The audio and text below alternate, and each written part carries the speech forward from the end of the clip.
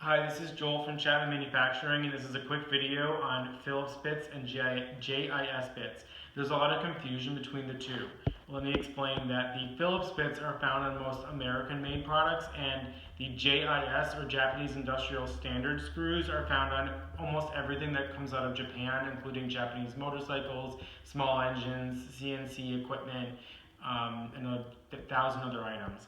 They look very, very similar, and the only difference between the screws is that the JIS screws have a small dot imprinted on them. However, if you try to use a Phillips bit and a JIS screw, you'll find that the screw tends to slip, the bit tends to slip in the screw and cam out and possibly wreck the screw. The JIS bits look very similar, but they have just slightly different angles on the end that allows them to fit completely and securely in the JIS screws. We sell both on our website, chapmanmfg.com.